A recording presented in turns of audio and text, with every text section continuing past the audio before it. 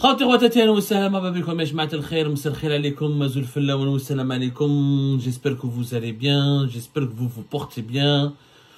C'est pas utile de vous dire comment je me sens, ce n'est pas même pas important. Ce qui est important, c'est que vous puissiez comprendre avec nous les dessous de l'actualité algérienne. Et aujourd'hui, nous avons appris qu'un coup de théâtre s'est déroulé, ou là s'est produit hier soir. Nous sommes aujourd'hui le 6 mai 2024, hier le 5 mai 2024, 10 jours après son arrestation, 10 jours, jour pour jour après son arrestation, Farid Zinedine Benchir, l'ancien patron de la police algérienne, l'actuel dirigeant le plus sulfureux, le plus controversé, pour ne pas dire le plus scandaleux du régime Tebboune, a été remis en liberté. Il a quitté son centre où il a été, le centre de Ben Aknoun, le centre du SCOMI, géré par la Direction centrale de la sécurité militaire, de la sécurité de l'armée, à savoir le service de renseignement militaire, où il était placé en garde à vue à Ben Aknoun, dans une caserne à Ben Aknoun.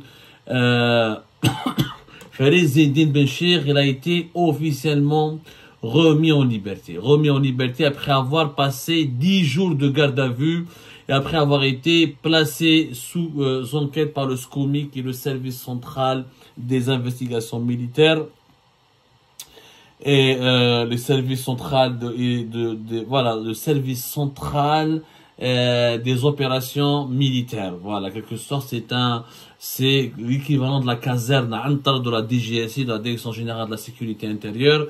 Farid Zinedine Benchir, il se trouvait dans l'ancienne caserne qui abritait jusqu'à 2014, 2015, jusqu'à même 2014, on va dire, 2013, 2014, le CDD, le centre de diffusion et de la presse de l'ex-DRS, Ben Aknoun.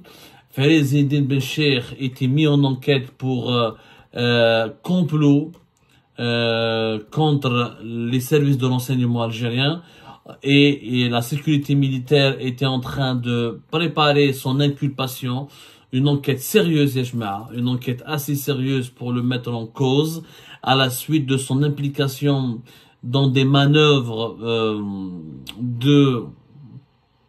comment dirais-je, dans des manœuvres de sabotage et de déstabilisation des services secrets algériens.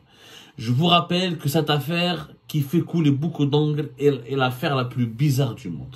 Alors, Farid Zinedine Benchir a été remis en liberté. L'un de ses principaux adjoints et principaux collaborateurs quand il est dirigé la DGSN de mars 2021 à janvier 2024, le commissaire divisionnaire Tarek Keskes, qui était l'ex-patron de l'Office central de lutte contre le crime organisé de Sahaoula, l'organisme le plus influent, le plus important de la police algérienne, de février 2022 jusqu'à fin juillet, début août 2023, a été lui aussi remis en liberté. Par contre, le commissaire Bellawar, qui était le directeur, le commissaire divisionnaire Hakim Bellawar, qui était Hakim Bellawar, qui était le patron de la direction de la communication de la DGSN, est toujours maintenu en garde à vue avec Nourdine Khattel, le fameux polémiste, journaliste et lobbyiste raciste, très connu, controversé, connu pour ses prises de position extrêmement sulfureuses et extrêmement choquantes, Nourdine Khattel, et on en a déjà parlé, qui est l'un des porte-parole et tête pensante du courant conservateur et nationaliste, le courant nationaliste et conservateur al-Badissi à Novembaria. Lui, il est toujours maintenu en garde à vue avec les frères Ben Nasser, le colonel Boualem Ben Nasser, ex-officier, un officier haut gradé des services de renseignement qui travaillait à la direction de la documentation de la sécurité extérieure, et comment il s'appelle, Nasser Ben Nasser, un commissaire de la police qui était un ancien de la police judiciaire qui travaillait à la sûreté de la daïra de Harash et de la sûreté de la daïra de Belmondraïs. Il a même travaillé au niveau de l'aéroport international d'Alger aussi, à la PAF, à la police aux frontières. On n'y comprend plus rien. En fait, on sait ce qui s'est passé. Malheureusement, le téléphone n'a pas sonné. En Algérie, le téléphone ne sonne pas. Le téléphone, il frappe. Malheureusement, le téléphone a frappé. Des interventions d'en haut, depuis le palais présidentiel d'Al-Mouradia, ont obligé la sécurité militaire et les enquêteurs de la DCSA à remettre en liberté, à relâcher Farid Zinedine Benchir. L'enquête de la DCSA a été sabotée.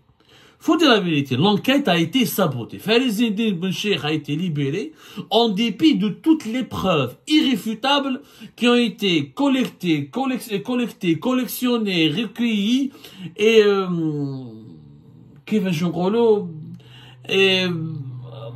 recueillies contre lui. Et malgré ça, il a été remis en liberté. Pourquoi? Parce que, je l'ai déjà dit, le sort de Farid Eddine Benchir est directement lié au sort du régime Tebboune. Si Farid Eddine Benchir avait été inculpé et présenté devant les juges du tribunal militaire de Blida incarcéré, c'est le régime Tebboune qui allait s'effondrer. Parce que c'est la boîte noire. La boîte noire du régime Tebboune, c'est Farid Benchir. De 2021 à 2024, toutes les opérations de manipulation, toutes les fausses enquêtes, toutes les opérations de lobbying, tous les complots qui ont été initiés au sein du régime contre une partie importante du régime, qui sont les services secrets et l'état-major de l'armée, ont été l'instrument principal de toutes ces manœuvres et ces complots et ces manigances, la DGSN de Farid Eddine Benchir. Lequel Benchir, il parle, il avoue, il dévoile comment il collaborait avec les conseillers d'Abdelmajid Tebboune et comment il bénéficiait, comment il manipulait Abdelmajid Tebboune et comment Abdelmajid Tebboune lui faisait aveuglément confiance. C'est tout le système Tebboune qui allait s'effondrer. Parce que si on juge Benchir, il faudra juger celui qui l'a nommé. Si on juge et on emprisonne Benchir, il faudra demander des comptes et réclamer des explications à celui qui l'a protégé de 2021 à 2024, à celui qui l'a couvert, à celui qui a octroyé tous les pouvoirs sécuritaires les plus sensibles du pays, au point où les services secrets ont perdu beaucoup de leurs prérogatives et au détriment de la DGSN, de la police nationale, parce qu'au niveau de la présidence, on voulait faire de la DGSN la super institution sécuritaire la plus puissante du pays et الركيزة الأساسية في المنظومة الأمنية تاع الجزائر. يعني le pilier des institutions sécuritaires du pays, c'était la police nationale, c'était la DGSN à l'époque de 2021 et 2024. Benchir, si Benchir a été emprisonné, il ne pouvait pas y avoir de deuxième mandat. Je pense qu'il pourrait même pas y avoir d'élection tout court. Parce qu'il traîne derrière lui un conteneur de scandales. Intelligence avec ennemi, haute trahison, enrichissement illicite à l'étranger, faux usage de faux, trafic de documents, divulgation d'informations de documents confidentiels, complot contre l'autorité de l'État, atteinte à la sécurité de l'État, complot contre comment dirais-je, complot contre la tentative de déstabilisation de l'État, manipulation ordurière. Farid Eddine Benchir, il était de tous les mauvais coups. Tous les mauvais coups que nous avons connus, ou là qui ont caractérisé le mode de gouvernance du régime Tebboune, تلقى Farid Eddine Benchir. باش نتفاهموا مليح. حنا حكينا فيها الجيري بارت. وعطينا بلي دوكيومون. Comment de 2004 à 2010 et de 2010 à 2014 et de 2014 jusqu'à même 2017 voire 2018, comment il collaborait avec de hauts responsables des services de l'enseignement israélien, comment il échangeait, il travaillait, il collaborait dans un cadre universitaire extrêmement opaque, extrêmement troublant, extrêmement douteux, sans disposer de la moindre autorisation délivrée par les autorités algériennes, sans avoir dit la vérité aux autorités algériennes. Il profitait d'un cadre d'échange universitaire et académique pour entrer en contact et travailler directement avec des hauts responsables, d'anciens responsables ou des têtes pensantes des services de l'enseignement français, britanniques et américains et occidentaux et israéliens. On l'a expliqué, on l'a raconté, les émissions sont sur Algérie Part, les documents sont sur Algérie Part, les soi-disant publications et recherches académiques menées par Farid Eddine Benchir n'étaient que de la poudre aux yeux, ce n'était qu'un moyen pour lui qui lui permettait de voyager régulièrement à l'étranger, notamment en France et à Paris, ville dans laquelle il a fait du business. Il s'est offert un hôtel, un bar hôtel. Ensuite, il a fait des papiers à travers un mariage blanc. l'Iran. Ensuite, il s'est beaucoup enrichi à travers un réseau de connaissances au sein des services de sécurité de renseignement occidentaux et israéliens. Ensuite, il est devenu un soi-disant expert, le seul expert. Comme de tout le monde arabe, de tout le continent africain, il n'y avait que l'Algérien Farid Eddine Benchir qui était régulièrement photographié, qui rencontrait, qui assistait les séances de travail, invité, courtisé par des cercles académiques gérés, formés, dirigés que par des anciens des services secrets occidentaux israéliens. La bain. L'enquête de la DCSA, déjà, elle était claire, son aboutissement et ses conclusions étaient claires, nettes et précises. Même dans l'objectif principal de cette affaire, c'est de démontrer que Nourdine Khattel a travaillé sous les ordres, sous les instructions des responsables de la DGSN pour divulguer sur les réseaux sociaux, pour manipuler des activistes et des youtubeurs basés à l'étranger afin de les entraîner dans des campagnes de dénigrement, d'insultes, d'injures et de déstabilisation des hauts responsables, des principaux hauts responsables des services secrets algériens, notamment de l'enseignement extérieur et de l'enseignement intérieur, contre lesquels Farid Eddine Benchir était en guerre et en lutte d'influence parce qu'il voulait convaincre et persuader la présidente de la République que le pays serait stable, serait sûr, avec une police nationale très forte, prérogatives extrêmement élargies, au détriment des services secrets qui ne devraient pas bénéficier de la confiance du président, qu'on devrait dégraisser, affaiblir, dont les prérogatives devraient être relativisées, limitées au profit de la police nationale. Il voulait faire de la police l'institution sécuritaire qui domine l'architecture de la défense nationale et de la sécurité nationale en Algérie. Son objectif, c'était clair. Farid Eddine Benchir, il veut absolument trouver un poste de conseiller au niveau de la présidence pour s'immuniser contre les poursuites judiciaires qui pèsent à son encontre. Parce qu'il y a toutes les preuves. En Algérie, nous avons tout dévoilé. Ou les services de sécurité en Algérie, d'ailleurs, l'enquête. Il y a des choses que nous n'avons pas encore voulu dire, parce que nous n'avons pas voulu offusquer les Algériennes et les Algériens, et on ne veut pas ridiculiser la justice et les services de sécurité. Parce que si on continue à faire l'étalage de toutes les informations que nous avons pu recouper et confirmer sur les pratiques extrêmement immorales et illégales de Farid Eddine Benchir, notamment dans ses rapports, dans ses relations avec des agents de puissance étrangère, يجي واحد ان بريزيدون دو لا ريبوبليك على مجيد تبون يحكي لك على لا سوفرينتي ويحكي على لونتيسيونيزم ويدافع على فلسطين ويهضر على غزه ويتكلم على لا سيكوريتي ناسيونال alors que lui-même a nommé à la tête de la police un traître. Il a nommé à la tête de la police un agent attitré et un collaborateur attitré et l'ami des services de renseignement occidentaux israéliens.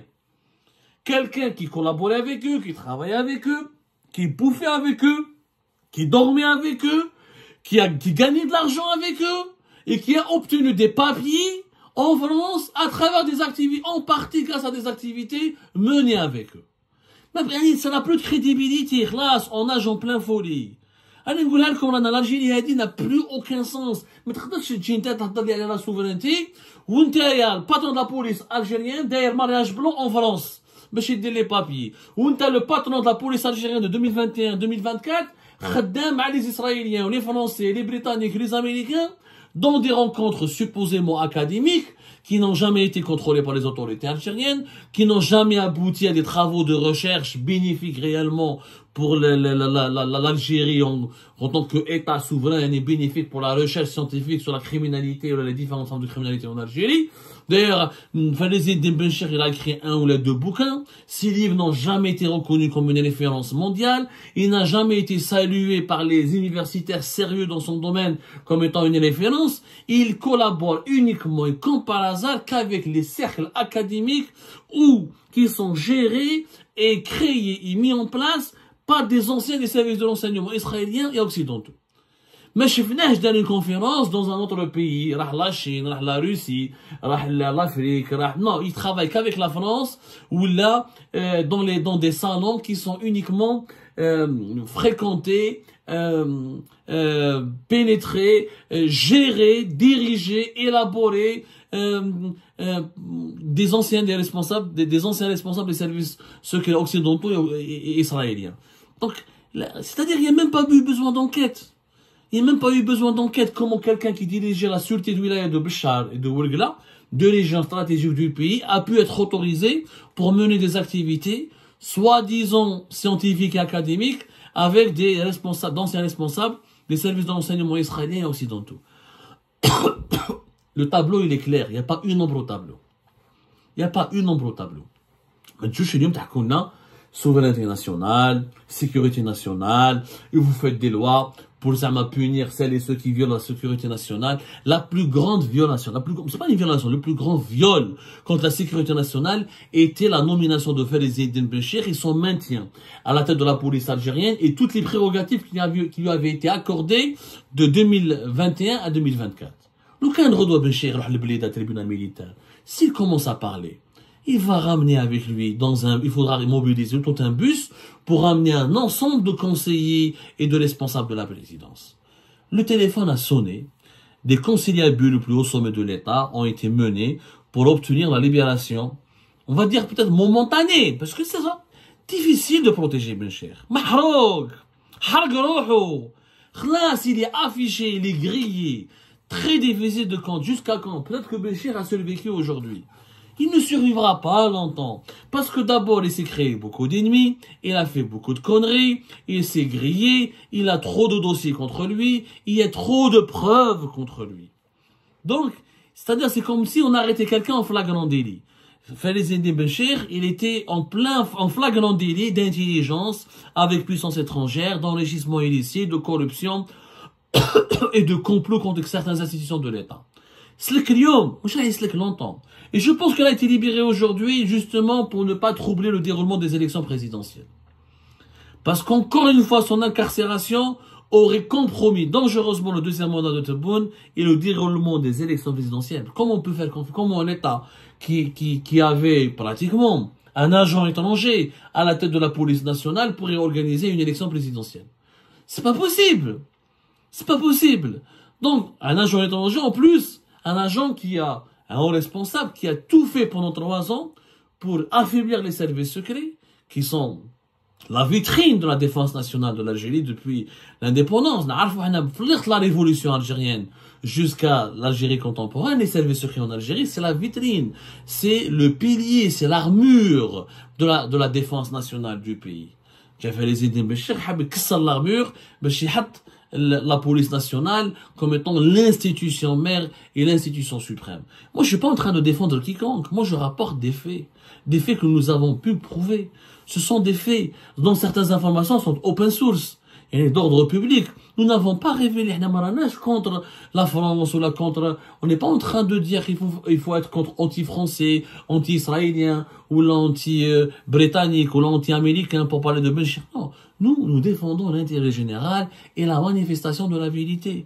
La vérité est que M. Fayez Eddine Benchir est un individu suspect, est un individu qui a roulé pour l'étranger, qui s'est enrichi à l'étranger, qui a fait ses papiers à l'étranger, qui a arrangé, qui a défendu ou qui se comportait de façon à ce que les intérêts étrangers profitent davantage que l'intérêt général en Algérie.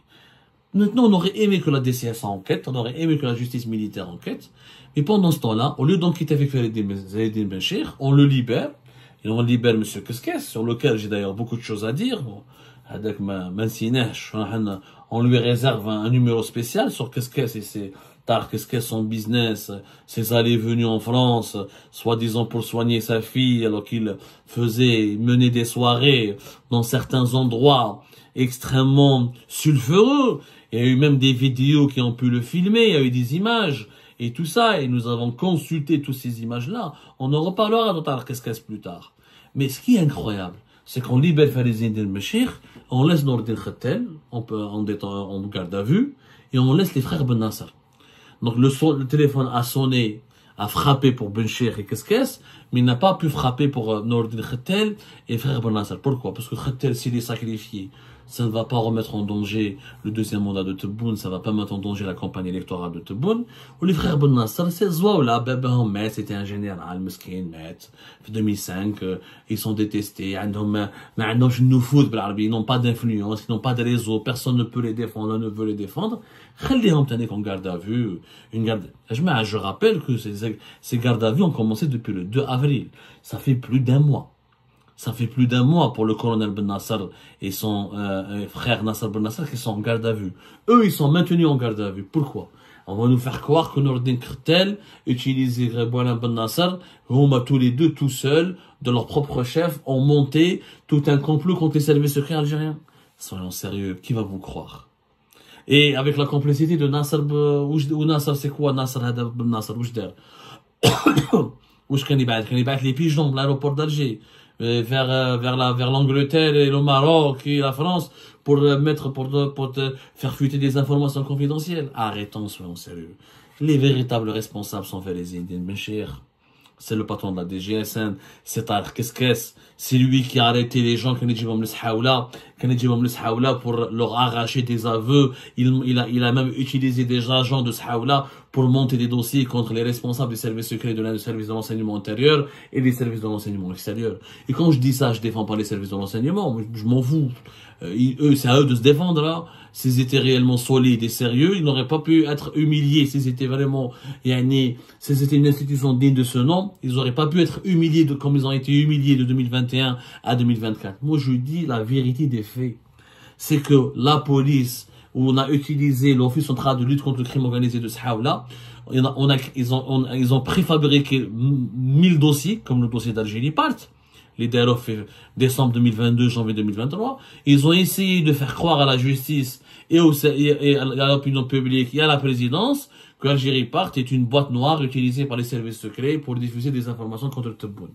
Et quand ils ont vu que nous avons diffusé des informations contre Tebboune, contre Chengriha, que nous sommes neutres, que nous avons dénoncé tout le monde et qu'on est indépendant, que malgré l'arrestation de l'un de nos collaborateurs et de 16 de nos sources à Alger, on a des dizaines et des centaines d'autres sources qui continuent de travailler, que le fleuve Algérie Part est un fleuve tranquille qui n'a pas pu être détourné de sa voie, ils se sont dit, voilà, ce récit n'avait plus aucun sens.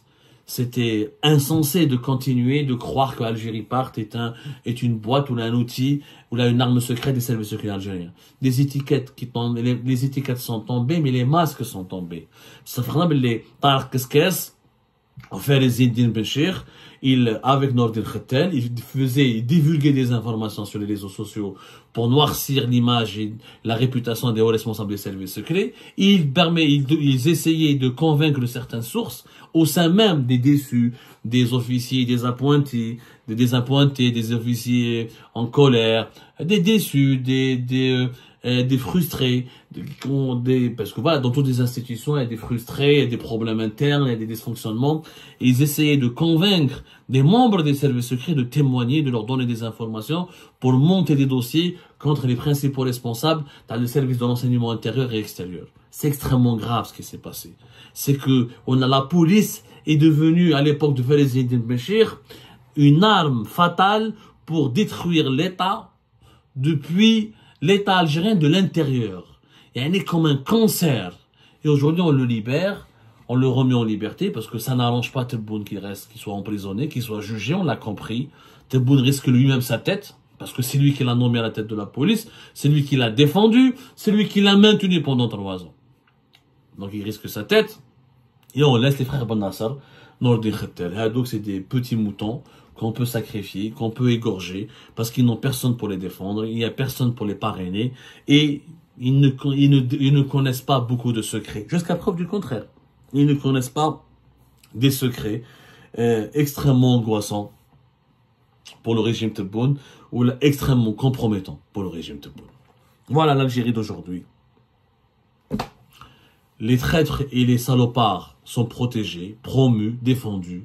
Les victimes, les mahgourines, on s'acharne encore contre eux, on les écrase, on les humilie. C'est cela la nouvelle Algérie. C'est malheureux, mais c'est ainsi.